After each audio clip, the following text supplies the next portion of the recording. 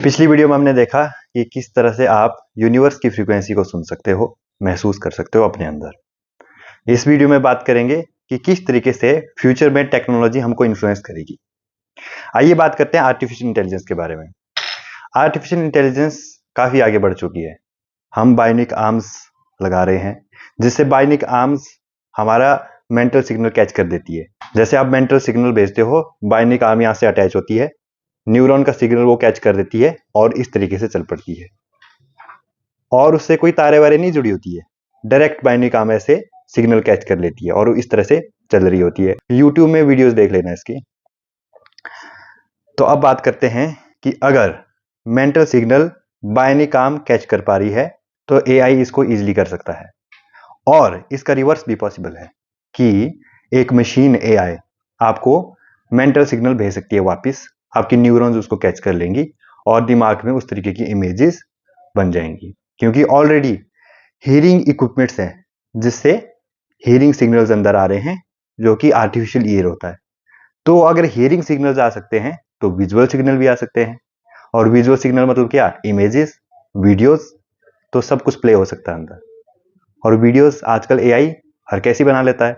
AI चाहे तो एक ऐसी वीडियो बना सकता है जो बिल्कुल रियलिस्टिक लगे। आप बस प्रॉम्प्ट देंगे और वहां पे कैसी भी वीडियो बन सकती है। तो फ्यूचर में क्या होने वाला है, ये जो इंटेलिजेंस है ये इतनी सक्षम बन जाएगी कि आपको आपकी मनचाही मूवी दिखा सकती है आपके माइंड के अंदर, और आपको पता भी नहीं चलेगा कि ये रियलिटी है कि ये इल्यूजन है।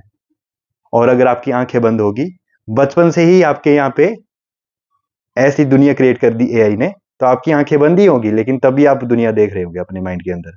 और आपको क्या लगेगा? सच। एक दिन जब आप आंख खोलोगे देखोगे भाई ये तो झूठ था। तो ये तो हुई एआई की बात, लेकिन मैं तो रियलिटी की बात कर रहा हूं कि जो आपको अभी रियलिटी लगती है ये रियलिटी नहीं है, सब झूठ है। जिस दिन आंख खोलोगे उस दिन पता लगेगा। अब आंख कैसे खोलते हैं उसके लिए तो रियलिटी की बात कर रहा हूं, उसी के लिए तो मैंने वो साउंड की बात की, उसी के लिए तो यूनिवर्स की फ्रीक्वेंसी की बात की। तभी तो मैं कह रहा हूं कि सब कुछ इल्यूजन है, झूठ है। सच वही है जो नहीं बदलता है, जो भी बदल जाता है वो इल्यूजन है, माया है। तो ये सब माया है, रियलिटी इससे कुछ अलग है। रियलिटी वो होती है जो नहीं बदलती है।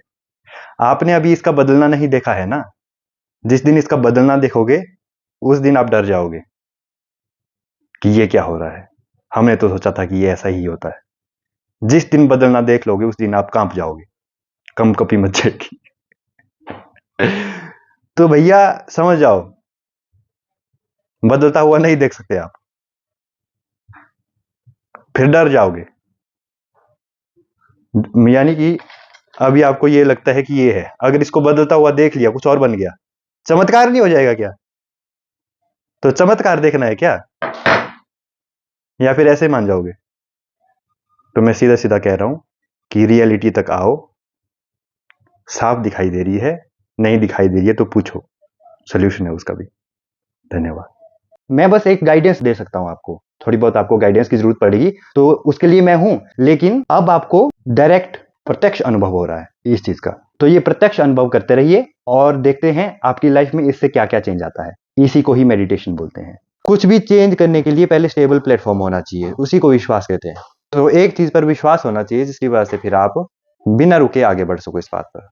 अगर आपको बातें हेल्प कर रही है तो जुड़ो, समझो, क्योंकि अंधों में काना राजा होता है। थोड़ी बहुत बात हो रही है कहीं पे सत्य की तो सुन लो। इसी को सत्य के संग चलना बोलते हैं, यानी सत्य संग।